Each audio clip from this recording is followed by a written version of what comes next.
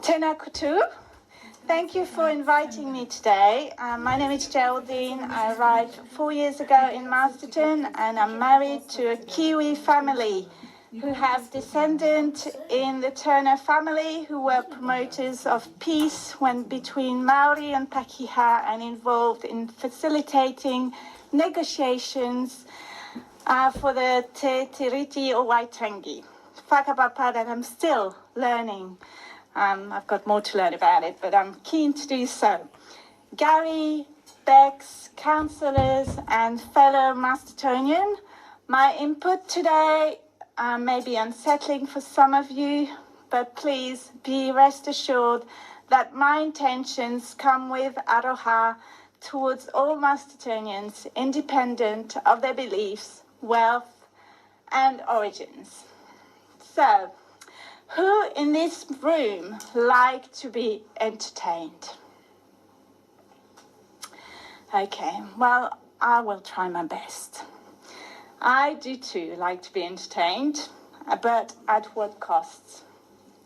The preferred option for the town hall will incur an average of $230 per household per year increase in tax. And that is 1 week, maybe 2 weeks of food budget for many families in Masterton. Who in this room is happy to go to the theatre at the cost of someone's food budget? Like many, I'm here to invite you to reconsider your preferred option for the town hall rebuilt at the suggested $42.6 million funded by the taxpayers. I understand that many of you have invested in time, energy, meetings, turning the town hall upside down, seeing it shake a few times to finally get to the final stage of the decision. And not seeing a new town hall in Masterton would be devastating for those of you who have invested so much of your time and energy. I understand, but at the cost of someone's food budget, please reconsider. I was fundraising for my children's school outside New World in Carterton last week. I started a conversation with a man who had just finished his work. He was holding a small pie in his hands, and he said to me, after our friendly chat, "I would love to help you, but this is my dinner and breakfast." This is one of many realities that I encounter in my everyday life in this town, working at the Wairarapa Women's Centre on Perry Street. I would like to expand my arguments with 2 reasons for not going ahead with the option. My first why is to help our future generations. I'm a mum of 3, and it only takes a few conversations with young people from 8 to 26 years old to hear their anxiety around the subject. I brought some illustration here from children from Wellington who submitted the council's LTP. So these are a few slides, and these are letters that they wrote. So I'll just bring maybe slide before. But all of these illustrations talk about climate change, looking at what it is, looking at what is not being looked at. One of the quotes from the children is, "I think my top priority would be climate change, water pipes, and uplifting Te Reo Māori."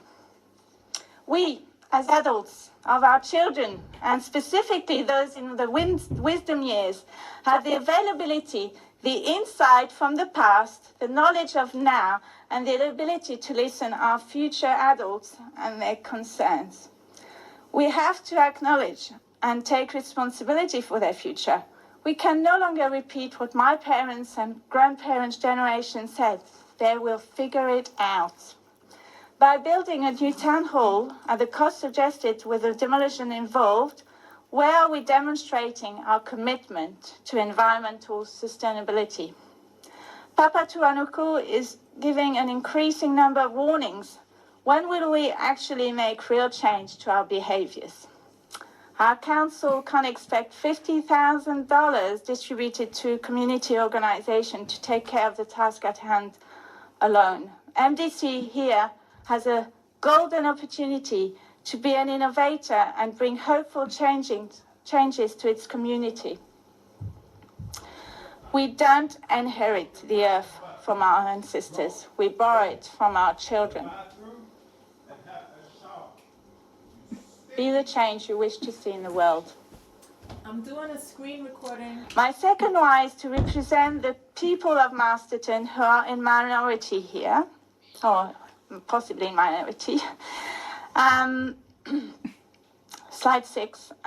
Despite being in the 21st century, the era of equity and inclusivity, these are buzzwords, women continue to face a barrier to equal participation.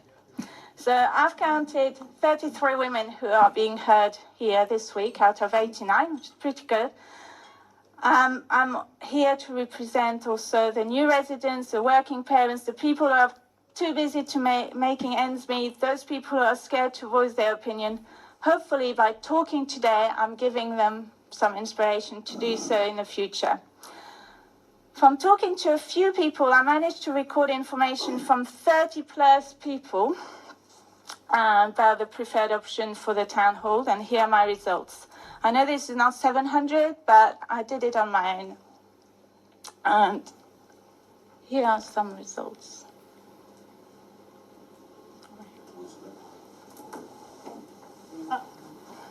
Where's the lectern? Here we go. So, one person, so this is, do you think a new town hall event centre should be built at the cost of 42.6 million? One person suggested to sell the town hall as it is and reinvest the money to expand and repair the library. I thought that was a smart idea. A developer can take care of it.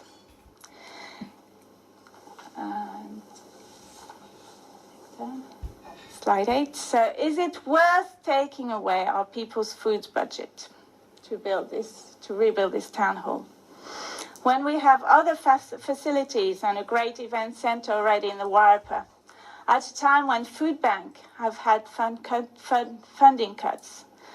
How can we provide more food for people who might be cut out of their food? What I read in the news daily lead me to think that the priority for Masterton and the rest of the world right now is to focus on addressing the scaremongering issues that are constantly fed to us on the news. Climate crisis, economic crisis, inflation, poverty, mental health. Masterton is a small city in a part of the world where positive, eco-friendly change can happen. The skills are at our doorstep. This is the place where I learned to grow a garden. Let's put Masterton on the map for its innovative initiative that respond to the demands of today and tomorrow. Let's help our future generation, our current people that find it hard to make ends meet. When I arrived in New Zealand 4 years ago with my Kiwi husband, I was excited at the thought of becoming trilingual, adding Te Reo Māori to my portfolio of languages. I was excited to land in what I perceived an eco-friendly country, ahead of the game in its environmental activism.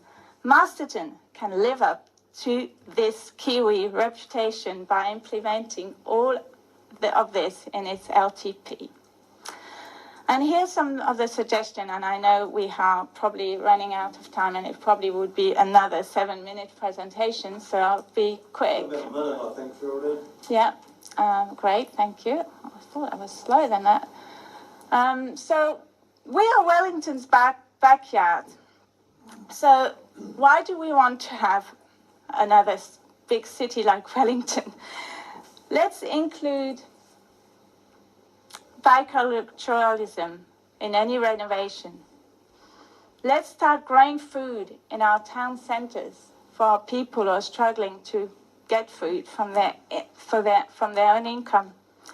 Renovate and expand the library, create multi-purpose rooms there where we can host some entertainment. Also, we can use it as a civil defense area. We can use it for the archive and some of Masterton's district council's functions. Without the burden of the town hall project costs, big decision 2, 3, and 4 no longer needs to be addressed in the same way. We can focus on infrastructure, a good hospital, water, roads. So to conclude, for our families and our future generation, let's have a plan where the extra tax paid pays off. Let's review this plan and make one more memorable for braving a new approach, one that is in line with the needs of the 21st century and beyond.